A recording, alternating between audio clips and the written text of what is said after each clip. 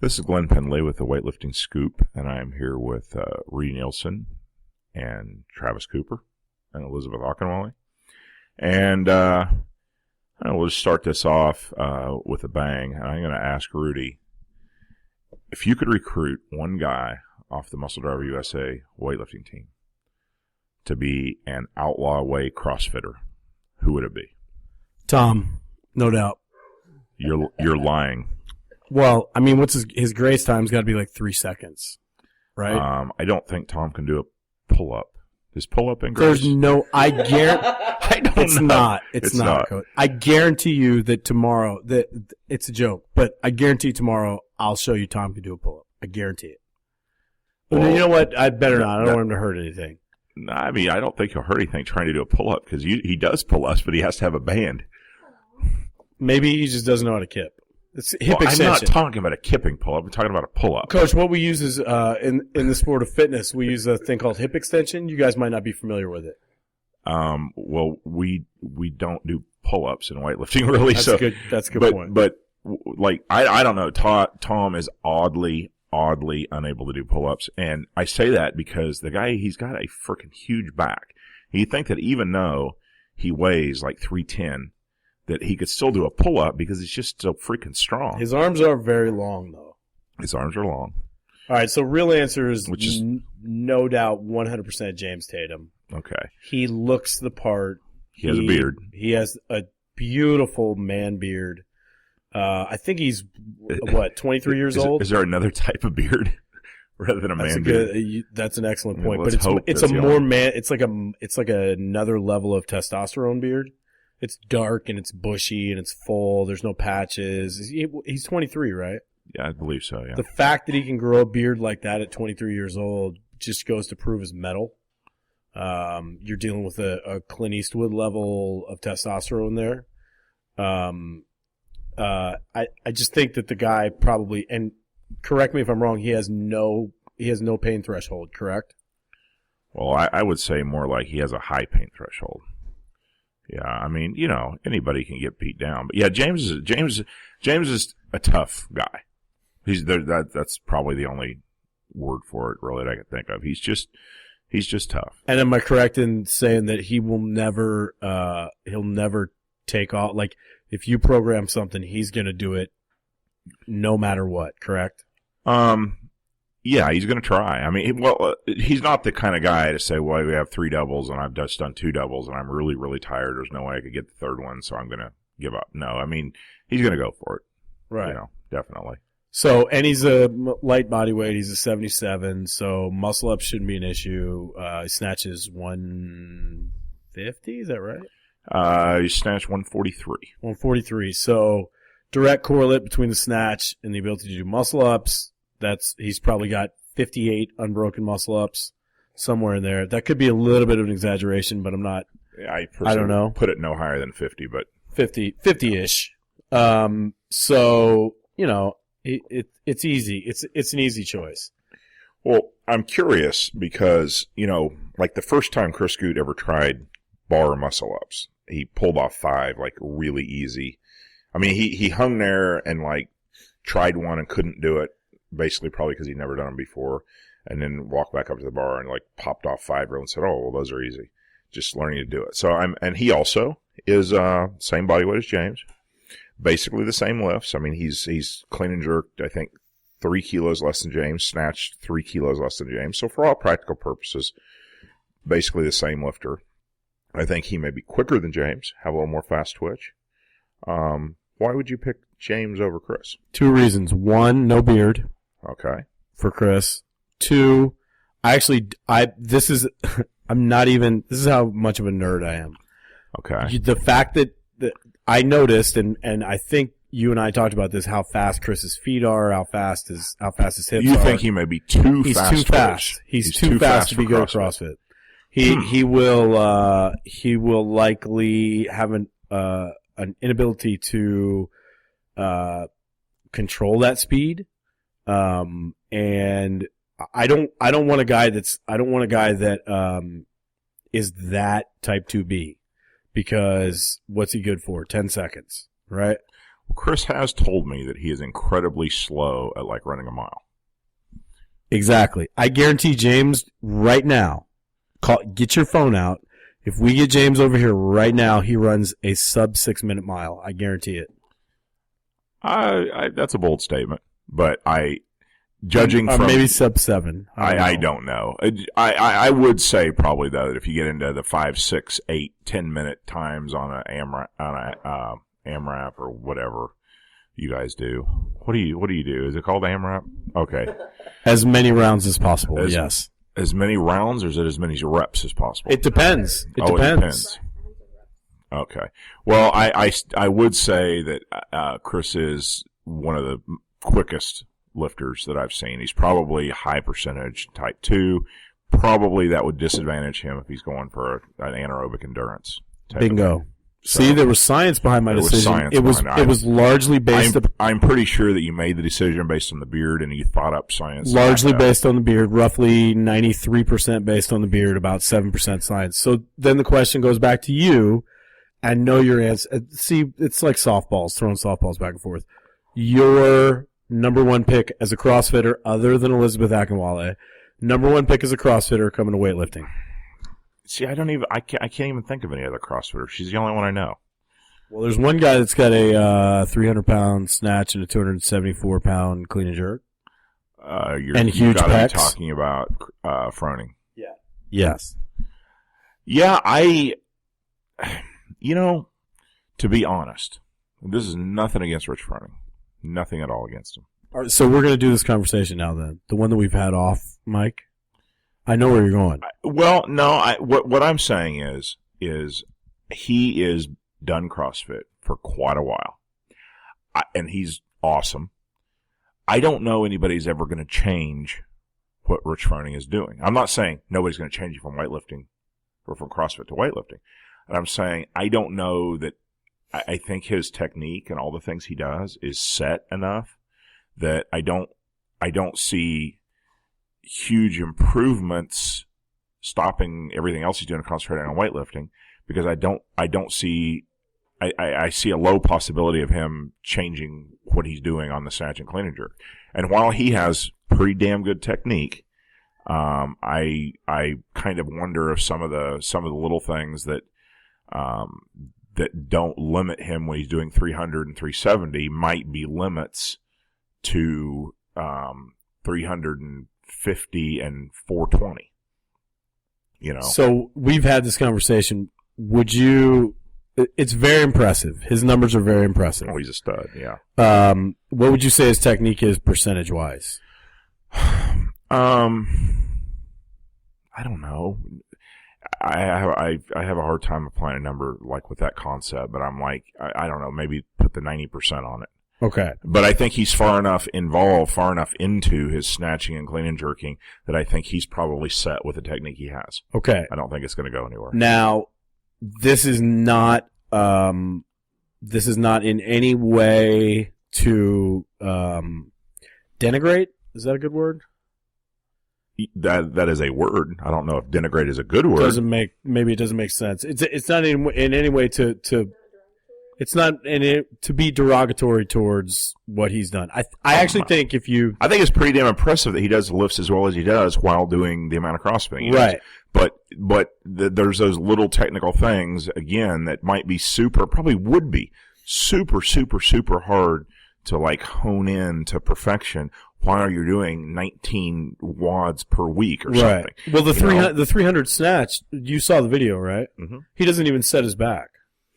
Yeah, he doesn't get a real good back extension. He does. I think in his case, the arm bend that he does is probably hurts him. There are a few people that get away with it, that it doesn't hurt them. I think his probably does. And there's just little things like that. And like I said, he's been doing this for long enough. The difference between him and Elizabeth, I think Elizabeth really is still at a point where she can change. I think a guy like Rich, and I don't know the guy, I never met him. I mean, but I just get the feeling with the length of time he's been in it and watching him lift that he's going to pretty much lift until he dies with what he's got right now. He may up the numbers, he may get stronger, he may everything, but I don't think that he's probably going to be able to do a total makeover of his lifts. And, So- especially when he's like the best weightlifter in CrossFit. I mean, especially Right. when he's like so good and his lifting is at a point that puts him above the other people that he's competing against. I'm like, why, as a CrossFitter, would he go back and change everything? Right. You know? So he's a 94. We're going to assume he's a 94. He might be able to cut to 85 if he really wanted to. His total would be 294, is that right? Yeah, Somewhere right around there. Yeah. What Ilya's total was Travis, 4 God. let's say 20. I don't know. 420. Was it 420? Did he snatch that much? I thought it was 415, somewhere around 415. It's in the low 400s. It was 90-35, right? No. I don't know. Let's say it's Whatever. low 400s. It's 100 kilos higher than Rich's, right? So Rich's total is roughly 66%. Let's just say he would have to roughly snatch 100 pounds more and clean and jerk 100 pounds more. So, But in order to be, where Ilian is. But then again, I'm comparing him to the best Americans in his weight class, and the best Americans in his weight class are doing, just to put it in pounds, are doing roughly 360, 65 kilo snatches, and somewhere 400 plus clean and jerks. I mean, the American record's 451 pounds. Right now, the top couple of guys are, in the 430. It would be realistic to see a couple of guys going 424.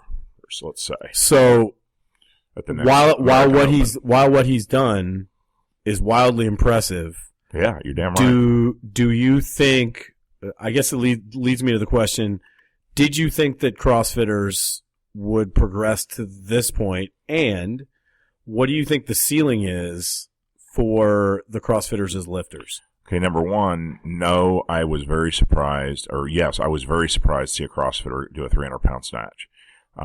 That surprises me. Have you seen Paul? I've seen the Estradas kid. Yeah, I've seen that. It's freaking amazing. He's a freak of nature.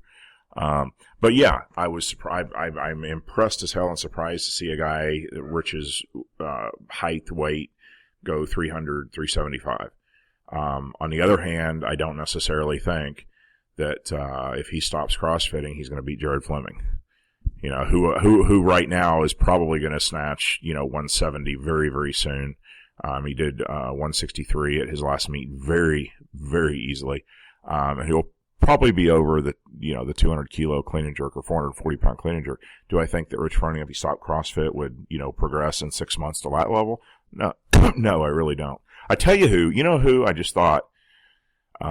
This was an obvious answer that your question just threw me, but I thought Spencer Arnold. Yeah, but come on, you can't. But he's You not really guys, a you guys, CrossFitter. you guys like to pump him up there as a cross. Now, I will say this: he's a surprisingly good CrossFitter. Right. He's not a good CrossFitter, but he's a surprisingly good CrossFitter. He has the worst, and he will be listening to this, and I'll say it publicly, the worst lung capacity that I've ever seen in a human being.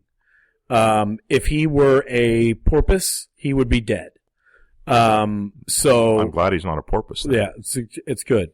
But he is a surprisingly good. I mean, it's surprisingly good at CrossFit for someone that continues to do the sport. So we've had this discussion, not to whatever, but do you think it's indicative of Rich's genetic makeup that he is so good at CrossFit?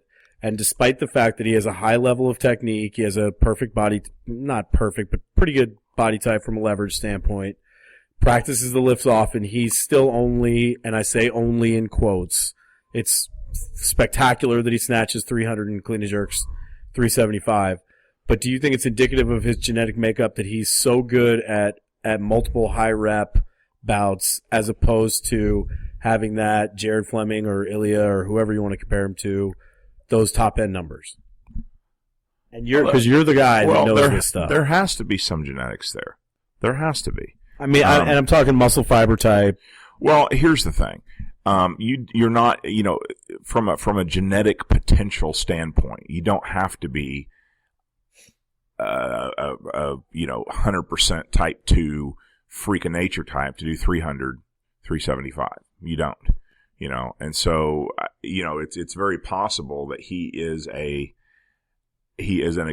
very great anaerobic athlete from a purely genetic standpoint that has just built the strength and good enough technique to do. I think it's probably more likely that he is genetically a great aerobic athlete who has just simply built the ability to do those lifts than to say that he is genetically greatly suited to weightlifting and he's developed the other stuff through hard work and perseverance. Right. I think that he's probably genetically, in order to do what he does as a CrossFitter, I don't see how you could be one of the select few genetically for weightlifting. What was like of the 94s you've seen? Let's say first year weightlifting. What are some typical numbers? Oh, there's a question. It's impossible to answer. I mean, you could be talking about a 250 total or a 300 total or I don't think many people do more than a 300 total their first year in the sport. But I've certainly seen a few people. I'm going to say that Rob, when it comes to this guy was built to be a weightlifter. Rob McAdams, who no one knows who that is because he never put on a great performance in competition, might have been one of the people that, to me, is just the prototypical specimen. And he did get beyond a 300 total his first year in the sport as a 94. And he did do 160, 200 or 352 snatch, 440 clean and jerk in training as a 94. Wow. He also, but Rob was so powerful and fast twitch that he could do 140 from the hip on the snatch, not from midway down the thigh, but from the hip on the snatch for a triple power snatch, caught high power snatch. We're talking minimal knee bend, 140 bang, bang, bang from the hip to overhead with a very slight amount of knee bend. I've never seen anyone like that before in my life. That was a prototypical weightlifter. Every joint went to the perfect position and the physical proportions and the just stupid, weird talent, whatever, So but there goes to show you too that it's not all just your physiological genetics. Some of it is what's happened to you previous in life and mental and everything else. And then you have a guy with the kind of talent I'm not sure that I've ever really seen anyone better, and yet, he never won nationals. He never did big lifts. He doesn't hold any American records. And that was a variety of reasons for that. Rob's a great guy. I'm not saying he's not a hard worker or not whatever, but, he had some problems. He was older when he found the sport. He had some knee problems that came out of being in the Marines. It just didn't work out for him to ever really show the world, what he was capable of. But as far as just pure capability and pure talent, that's as far as me personally having coached someone, I mean that's top of the heap right there. So we had maybe a year ago we had two guys from the sport snatch 300. They were taller guys, long levers, etc. And we haven't really seen anybody else other than Rich and Estrada, obviously just obliterated all that, go over that mark. Do you think that the CrossFitters as weightlifters are starting to reach the cap? Or do you think that – now, I will say this. One of my guys, Dan Tominski, who is a light 85, just hit 290, and he doesn't have any crazy levers or anything like that. He's just unbelievably fast and explosive. So I think we're reaching back into the lighter guys are developing a little bit more now, or the shorter guys, whatever you want to call it. So do you think the cap's going to be that 300 number, or do you think they're going to push beyond it? Or you asked me 2-3 years ago, I would have thought the cap was lower than that. I mean, I simply found it hard to believe someone could do 20-minute exercise sessions of whatever they're doing and do all that and then come back and train hard at all as a weightlifter. I was wrong. So I don't know what the cap is. You could convince me that one day there will be 100 CrossFitters within, 5 or 10 kilos of the best weightlifter, or you could convince me that 300 is the cap. I hate to say, but I just don't know. I have no idea. I mean, I was incorrect in what I thought before. I just don't know yet how incorrect I was. Do you think that we can get a national champion? Yes, I think it's more likely to be on the women's side. Well, you've blogged about this. I mean, the numbers that I always think about the women's side. I don't pay attention to the boys. Well, not in that regard, but you were writing about, you know, the was it the 09 games with the snatch ladder, and the girls snatching 135 maybe. I think the top numbers were, and now there's countless CrossFit women over 175, multiple over 185, 190. So, and that's just in a couple years. And, you know, it's not a direct correlation, but just looking at how competitive the CrossFit Games Open was this year, I mean, clearly there's a lot better athletes and there's more athletes. So I don't think I don't see any cap in regard to, you know, being competitive with the strictly weightlifters. Mm-hmm. Here's one thing I will say. When you compare the U.S. men to the world, you normally see our, I would say, probably 85, 94, 105 supers are on it normally, especially if you take out, you know, one or two people are kind of outliers, closer to the world standard than you do our, say, 56, 62, 69 guys. 77s can kind of go either way. You know, we've had a couple of good ones, but we've never been particularly deep there, I don't think. I find it hard to believe that I'll commit on this. I find it hard to believe we're ever going to have a 94 kilo national champion that's a CrossFitter. I would agree. I would say you could almost write that in stone. On the other hand, 56, 62, even 69, yeah, that could happen. I think the men's side and the women's side are vastly different in the sport. I don't know if that's indicative of our women. God, I hope this is not offensive. Of the women's field in weightlifting being weaker than the men's field, or if it's indicative of the specificity that it takes that's involved in the sport, or it's indicative of, you know, there's multiple things that it could be. But our women, we're damn close right now on the women's side. And it's going to happen in the next 2 years, if not in multiple weight classes. The women's side, Travis may be able to say something to this because I think he follows the women way closer than I do. But I would say on the women's side, we have some of our top performers are closer to the rest of the world than our men are. There's always a couple of those standout girls. You think Cheryl Hayworth or, you know, Jenny Arthur or something like that are probably better in comparison with the world champions than our guys are.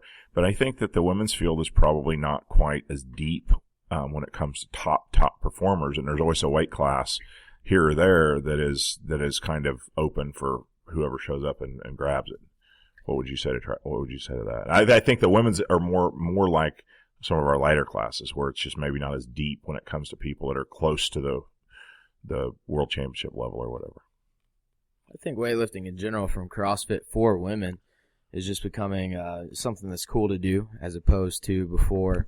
I mean, I think you had a couple lifters, like you said, Sammy Nichols, quit at the age, you know, where right before college. Yeah. You know, where women are just getting, you know, girls are becoming more interested in boys and trying to figure out what they want to do with their lives, and CrossFit's made it a cool thing to do.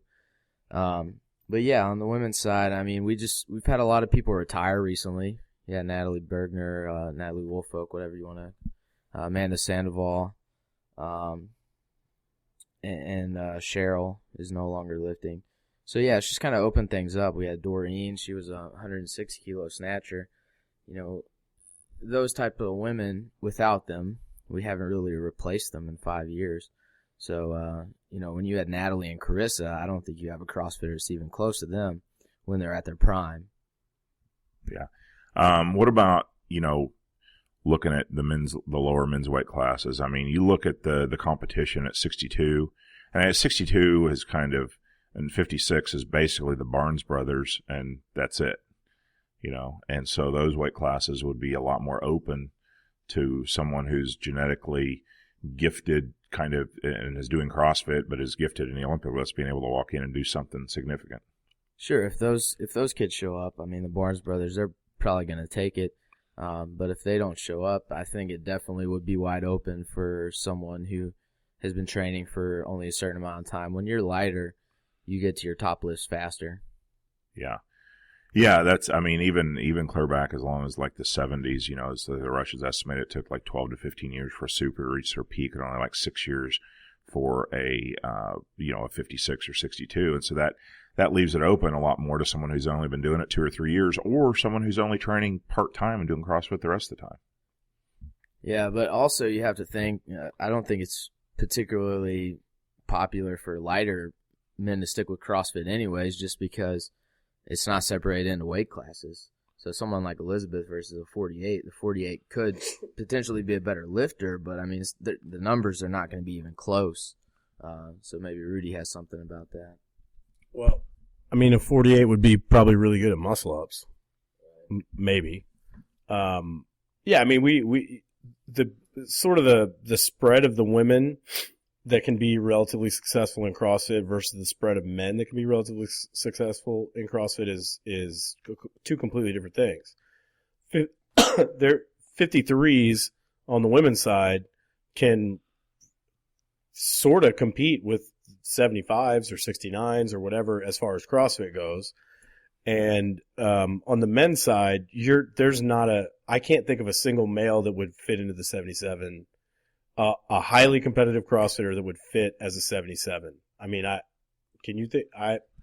Spieler might be a 77 now. I mean, Caleb and Spencer are 69s, and Caleb's a little bit better at CrossFit now. But the majority of the men are 85, 94s, and even there's a few guys pushing 105 now on the men's side. So, let me interrupt that for a minute. But wasn't CrossFit in the mix of body weight stuff versus absolute weight stuff supposed to make everybody even? The lighter guys are going to do more pull-ups and muscle-ups. The heavier guys are going to deadlift more. That was supposed to even it out, but it really hasn't.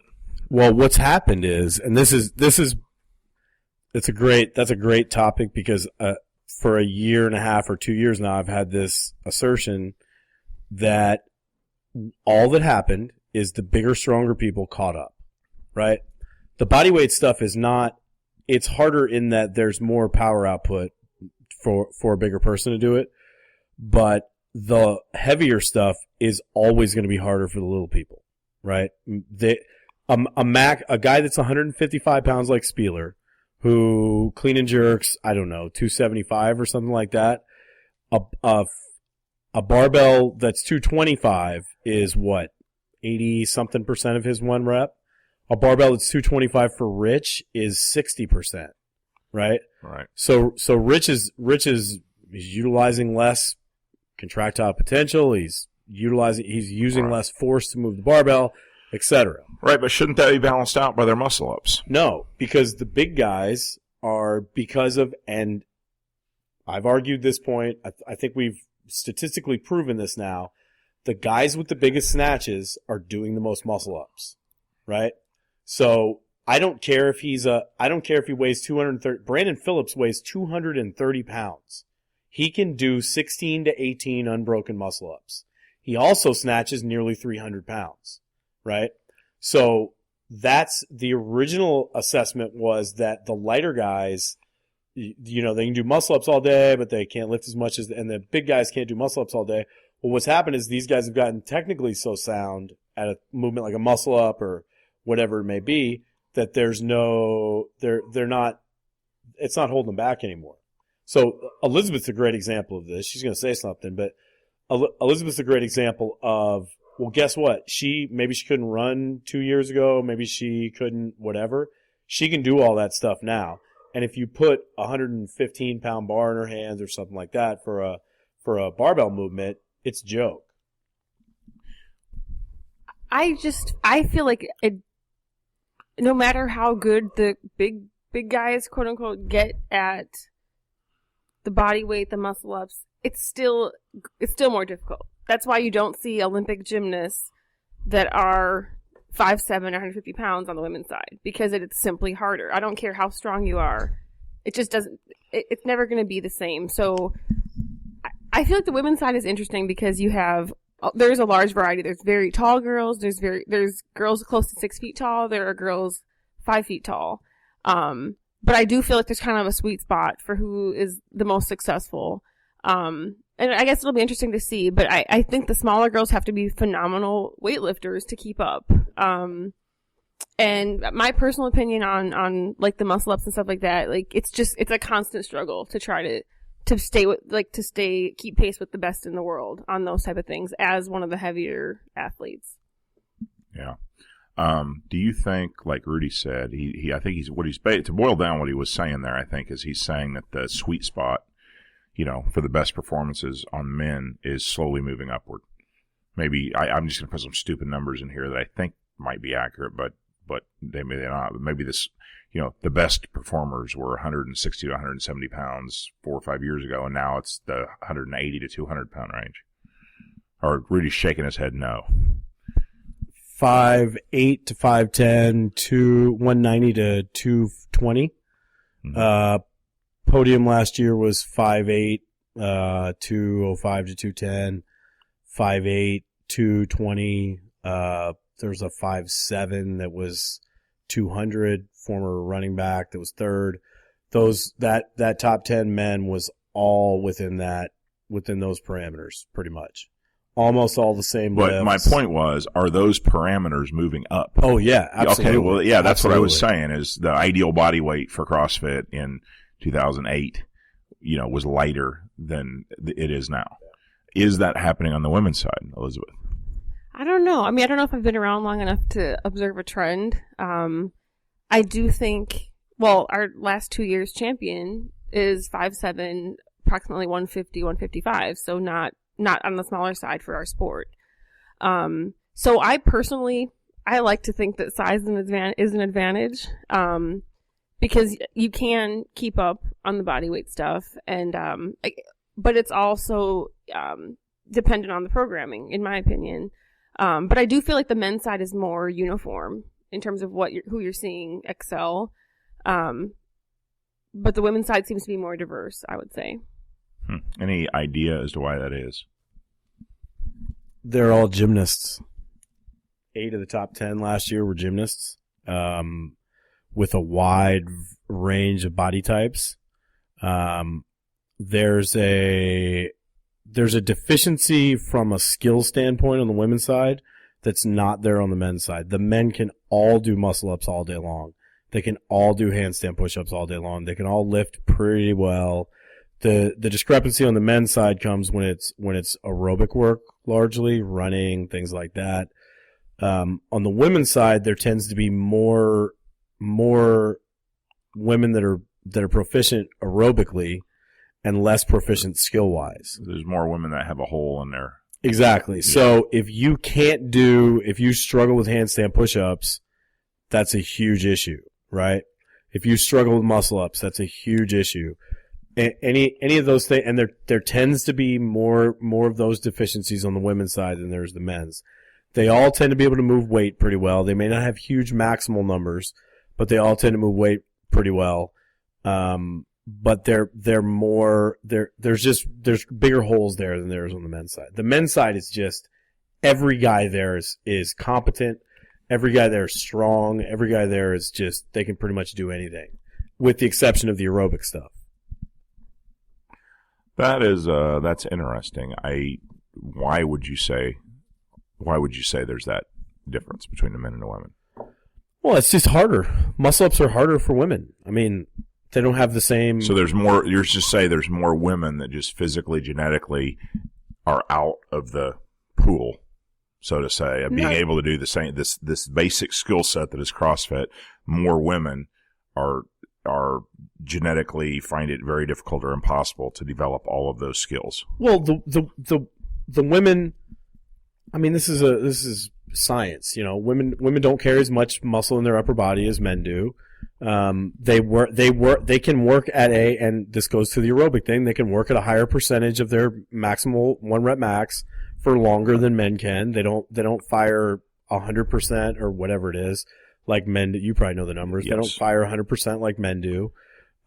So they tend to be better aerobically, but there's not that right. So especially basically what it boils down to is more women are born with a genetics that is going to prevent them from gaining proficiency in one of the skill sets that CrossFit requires. Yeah, and I would say that's largely upper body based. Right. Right? That's that muscle up, handstand, push up. And if there's any sort of a deviation as far as technique goes, then it's exposed even worse at the games because you're dealing with the super high level stuff now. And against a backdrop of fatigue. Well, yeah. Yeah. They and honestly they tend to be, I don't know. I feel like the women perform at a higher level longer than the men, if that makes sense. Because if you look at like the clean ladder at the games last year, the women ran the clean ladder. The women weren't even close. Or I'm sorry, did I say that wrong? The women ran the clean ladder and the men weren't even close. I mean, men were 30 pounds off, I think, or something around there. And the two women that ran the ladder probably could have kept going. So, it just seems like they are able to work at that higher level longer, whereas the men, not so much. If that makes sense. Travis, what was your comment you were about to make here? I was just going to say, if you can't do the weight that's in the workout, then it doesn't matter how long it takes someone that's heavier to do the gymnastics. You know, if somebody gets stuck at the barbell, it doesn't matter. And so when you're talking about somebody like Spieler who is working with high percentages of his 1 rep max at the games, he just can't compete because it takes him longer to recover from 1 rep of clean or whatever it may be versus someone sitting at the muscle up rack. It may take like 3 to 5 seconds till they can jump up there, even if they have to come off, right? Yeah. Well, I think that's also why it depends so much on what the program is, because if those type of heavyweight elements are never included, then it's never going to pan out that way. You know, in 2011 we saw a heavy front squat in one of the workouts, a weight that some people could not do. They stood there and struggled to do it. 2012 we never saw any elements like that. There was never, so we had a ladder, a max lift or whatever, but outside of that there was nothing ever heavy enough to create a roadblock for anyone. Everything was easily manageable. So it'll be interesting to see where it goes this year, because we did see gymnastics elements that were difficult enough to create roadblocks. So that was a really interesting contrast between those 2 years. I see. Very interesting. Yeah, especially coming off a regional where you had a 30 reps at 225 hang clean for the men, and I can't remember what the heaviest men's weight at the games was on anything other than the clean ladder, but there was nothing close to that. 185 for the men at the games, I think, was the power clean. So, yeah, it was a massive separator at regionals, and then the separation, other than the clean ladder, the separation was gone by the time we got to the game. So, yeah, Travis's comment that's spot on. You can have muscle ups all day, you can run a 5-minute mile, whatever it may be, but if you walk out on the snatch ladder and the first bar is 155 and you can't snatch it, you go home. Yeah. There were multiple people at regionals, the 170-pound dumbbell, the 100-pound dumbbell for the men and the 70-pound dumbbell for the women. There were multiple extremely high-level athletes that couldn't get through the first 10 snatches, especially on the women's side with that dumbbell. Incredibly high-level motors, incredibly skilled gymnasts, blah, blah, blah. Couldn't get 10 snatches with that 70-pound dumbbell. Well, that's interesting because last year, leading up to regionals, as you know, I was in California, and I had stopped by one of my athletes was teaching at a CrossFit gym, teaching a weightlifting class, and several times I went over there with him and just watch or, whatever. I think a couple times I had to take him out, drive him home or something. And when they announced the workout of the 100-pound dumbbell and the 70-pound dumbbell, there were a couple of girls there that competed on a team at the games in the team event, and they were darn good. These were I don't know how they compare necessarily to the best CrossFitters, but they were very obviously extremely good athletes, and very serious about CrossFitting. And they couldn't snatch the 70-pound dumbbell, and they were basically just floored and crushed mentally, and they tried in a couple of weeks or time leading up, and they could not do it. And I guess that's exactly what you guys are saying. If you can't lift the weight, you just can't do it, and some people can't. And I want to talk, this is kind of related when you talk about these heavier workouts being roadblocks if you're not strong enough. And I think we can talk, I think it's a good tie-in. We can talk about this from a programming perspective. When you look at the guys, both the girls and the guys at the games, they are pretty much equally physically impressive. The guys at the top level are some beastly, muscular, lean, impressive-looking guys. The girls are the same way. On the other hand, I think there is a saying that is probably popularized mostly at local boxes, that CrossFit makes women hot and men look like women. And I've heard that 100 times at 100 different places, and obviously seen this on the internet, in describing what CrossFit, T-Nation loves that one. what CrossFit does to men and women, And if you go to a lot of CrossFit boxes, you kind of see that. You see girls who look freaking awesome, and you see guys who you can't tell. Well, you don't see every guy, obviously. There's obviously nothing applies to everybody. But you see more guys who you couldn't really look at them and say, hey, that guy lifts weights, or hey, that guy's muscular. Where you see a good CrossFit girl, and you know damn well she lifts weights. I mean, there's, why the difference there in the seemingly average effect on men and women that you see at some local boxes, but you don't see it at the games? And I think your answer is going to be something to do with programming, but I'm not sure. Yeah, anything like that that's like a cliche, there always has to be at least a grain of truth behind it. That's how it becomes. Well, a cliche, yeah, and that's because originally the men that were technically that were good in the sport were skinny, right? We're talking about 175, 180 pounders, something like that. So, and now we've progressed to the 200, 205, 210, 215 guys, right? So the way we've done that is by adding heavy shit, right? Your local CrossFit box is, I can't believe I just said box word. Your local gym, your local affiliate is afraid they're going to hurt somebody. They are, and I'm speaking broadly. Okay. I understand. We have been to affiliates now, with our seminars, we've been to places that get it, right? But there's as far as the majority, the lifts are not treated with the whatever reverence, thank you, they need to be treated with. Squatting is not treated with the reverence it needs to be treated with. In my opinion, there's one, if you had to nail one answer, it would be squatting, right? The only way to build full body musculature is to put a heavy bar on your back, bend down with it, and stand up again, right? So you can do all the kipping pull-ups in the world, but it ain't going to make your ass bigger, right? So I think that's a large part of it, and it's just there's without the desire, without the ability to teach, without the programming of heavy barbell work, there will never be a development of musculature in males at doing 20-minute, 30-minute, whatever, AMRAPs, thousands of pull-ups and stuff like that. Froning, I know what Froning's template looks like. That dude handles heavy weight in multiple bouts every single day, every lift, squats 3 times a week, snatches 4 or 5 days a week, clean and jerks 4 or 5 days a week. Like, that dude handles weight constantly.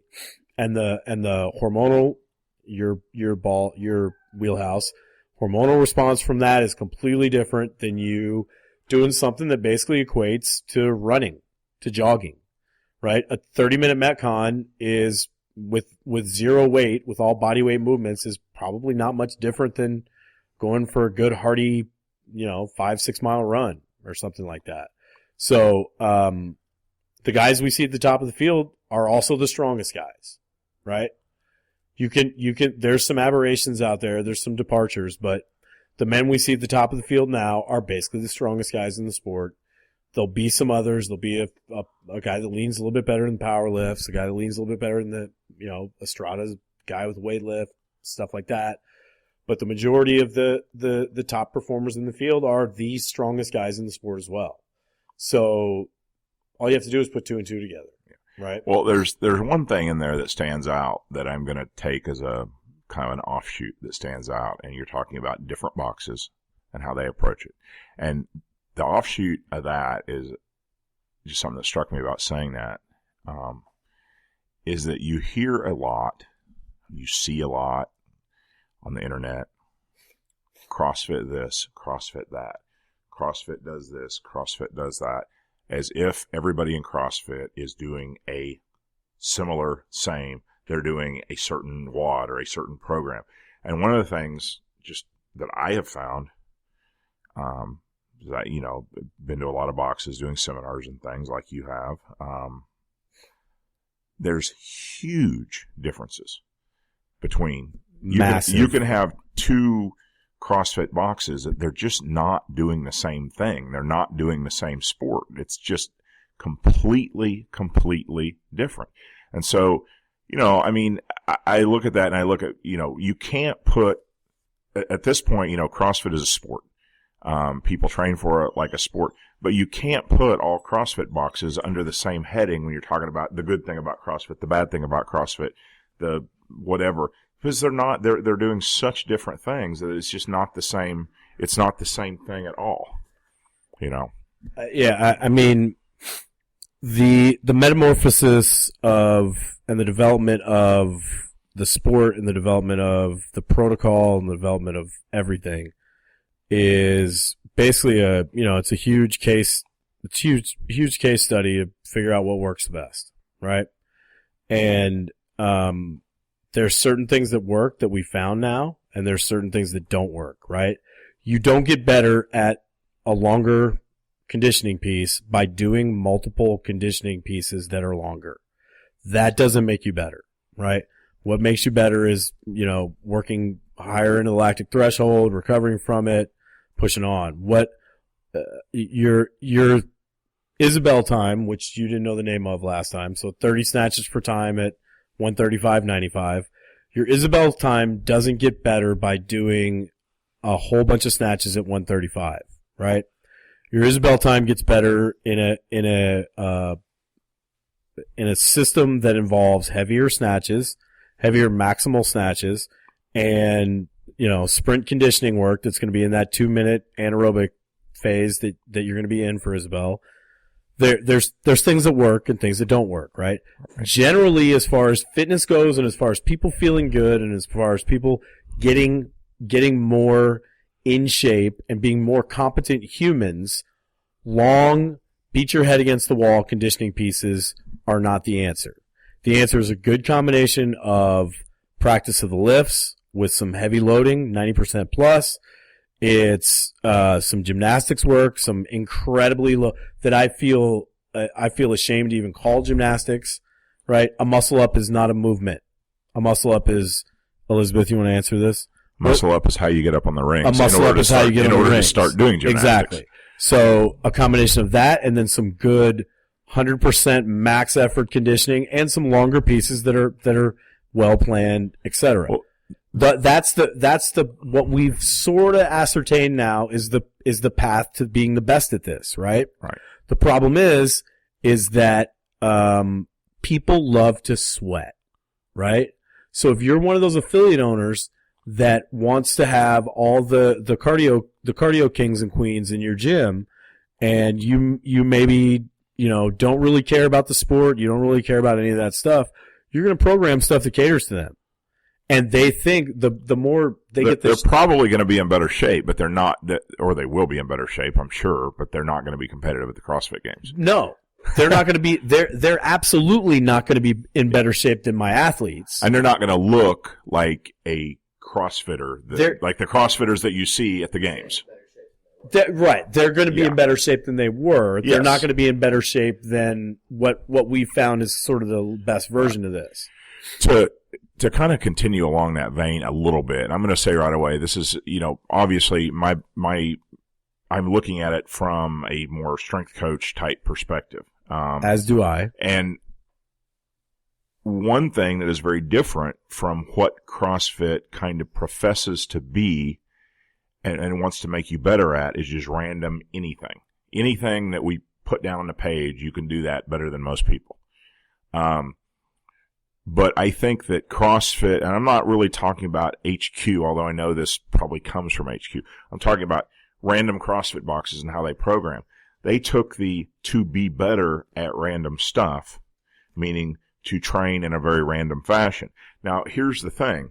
I think most people, and you'll probably agree with this, getting better aerobically, getting in better, losing a little fat, getting a lower resting heart rate, all of that stuff, can respond just fine to, well, we're going to do this 20-minute long workout today. We're going to do this slightly higher intensity 8-minute long workout today. That all works great for the getting in aerobic condition. On the other hand, strength is a very different animal. And when I think about the body, when it comes to building muscle and building strength, thrives on regularity. Yeah. You want to have your squats regular these days per week and so that there's measurable small increases, and it doesn't necessarily thrive on Wednesday, I'm going to do a 5x5 squat day. Next Tuesday, a 1-rep deadlift max is going to pop up. The next Thursday after that, we're going to squat again, but we're going to go for a max single. Strength training doesn't work that way. The body thrives on regularity when it comes to strength training. And one of the things that I saw a lot 2 years ago, let's say, is you walk into boxes and you talk about weightlifting and talk about how to work weightlifting into their program a little bit. We talk about the need for most of them to get stronger squats so they can stand up for McLean or whatever. And their program, they describe their program, well, we squatted last week once, the week before that, we went for a max on Tuesday, and on Friday we did something else. Very random on the strength training, right along with their aerobic training. Or there's something like, we did our heavy squats on Tuesday, but no one did good because we did a 20-minute killer quad the day before or right before we went heavy and did a max single. And so that irregularity of CrossFit that's inherent in CrossFit really works against building substantial levels of strength, in my opinion. And I don't see that as much in programming anymore. I think the last multiple boxes that I've been to, in the little conversations that happen here and there about the squat, you see people that are doing a regular scheduled squat program and then working their CrossFitting, so to speak, around that, to do their long stuff on a day when it's not going to interfere with the next day's max or front squat. They're working it around their strength training instead of just throwing the strength training in on a random fashion with everything else. And I believe I've seen a change in that. What do you think, Elizabeth? I just wanted to make a quick comment, and I would think definitely there's probably been improvement. However, I also think the type of gym that would bring you in is you're only gonna see a certain subgroup. I would think that the people that you would bring you in are a little more insightful. Just because I know my beginnings in CrossFit You're like a walking thesaurus. Well, you not only supply Rudy with the correct words to use, but you come up with surprising and insightful words yourself. I didn't even know what I said.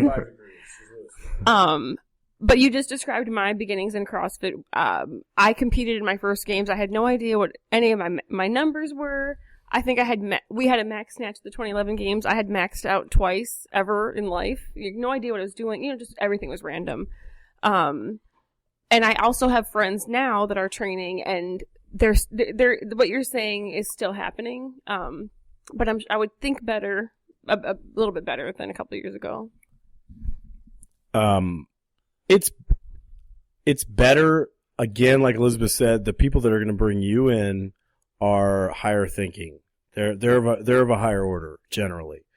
And same thing with us. The affiliates that ask us to come out for seminars and that host us are guys that either believe in the program or they understand or it they or want whatever. to. I am going to bet, and I'm sorry for to interrupt you here, but this will be something you can talk about. I am going to bet, even though I don't know this for sure, that there are some CrossFit gyms, boxes, local boxes, that are really, really into getting people to games. And I'm going to bet that there are a lot of CrossFit boxes that's really not a priority. They're more there to work out, and their interest in we are going to do everything possible to get someone to the CrossFit games is probably not that important. Oh, there's no doubt. There's I don't know. I can't put a number on it. There's a 20-80 split there where 80% are just they don't have those aspirations, and there's a 20% where they do have those aspirations. They're highly competitive. They want to improve, etc. But to go back to your question, I mean, if there's no order to your strength training, then there's no point in doing it. You're just throwing stuff out there, throwing against the wall. You're basically getting sore. Exactly. So our big whatever assessment is that strength gives you the ability to articulate lung capacity, right? There is no doubt that without strength, in our sport at least, and I would say in life in general, you may have the greatest lung capacity in the world, but if your lung capacity is singly modal and you come up and a task lies in front of you that takes some strength, you're screwed, right? We can use that as far as our sport goes, or we can use that as far as a soldier on a battlefield that has to pull a guy out of a situation, right? It's the same thing. So you can do all your 3-mile PT tests and all that you want, but if that guy can't deadlift a 200-pound man and get him on his back, i.e. clean and jerk or whatever you want to call it, then he's pretty much useless. So the without the strength, the aerobic side is, in my opinion, it's fairly useless, right? And from what you said, the organization and your body thrives on that organization. You have no idea how hard it was when I started posting workouts, and when I made the decision in 2010, I made the decision my whole gym would go in this direction. There would be no more randomness, that we would follow a template, that everything would be waived, everything would be based off percentages and testing and blah blah blah. When I made that decision, you have no idea how hard it was to sell to people. This is the comment. Oh, we're squatting again. Oh, we're squatting again. It was that. Oh, we're snatching again. Now I have a gym of, and we just talked about this the other night. 7 of my girls hit 150 plus. They're normal. They're not professional exercisers. Normal girls hit 150 plus on a clean and jerk ladder that they just did. My gym now will complain if they don't max out on Saturday, either the snatch or the clean and jerk. If we don't squat on Tuesday, which we've done for now 3 years straight, every Tuesday there's some squat. If we don't squat on Tuesday, there will be a revolt. They will burn the place down, right? Or they'll get sad or whatever, or I'll have to tell them, oh no, I'm actually adding more in. We're doing 2 days a week now. Oh yes! High fives all around, right? And the reality is some affiliate owners and especially new ones, maybe they don't understand the rhyme or the reason behind those things. So how can you sell it to a client? Well, we're squatting again, yes, because if you don't know that because. Well, I think you kind of also hit something on the head with even using the word selling it to the client, because I feel like there's some affiliates that don't really have their own value system of this is what we are providing here, and if you want this service, come to our gym. They want to give whatever they think is most marketable, which might be the cardio class. Well, to me, what essentially is a cardio class, because it's more marketable. So they're not providing. They don't have, like the gym I train at. The guy's very good, like strength conditioning based. The program is a lot of heavy barbells, stuff that I like, but the things that I think are effective. But like some of the gyms that are local to me, I think they just want more membership. So it doesn't matter. They don't have a foundation that they're working from. They just want to get more people in the door. I hear that. And from like somebody who is really into every person you see, I wonder how much that person could snatch, or, well, that guy might be a good weightlifter, and I'm pretty, nerdy about that, but from the aspect of, from the client, not every client wants to go to the games. Not all of them Absolutely. like to squat. And perhaps the greatest service some of those people are if you have a client base that wants to be in shape, wants to look better, whatever, but they don't really want to come in and kill themselves. They don't really want to come in and work their butt off to get a 400-pound squat. I mean, it's not like what they're doing is useless.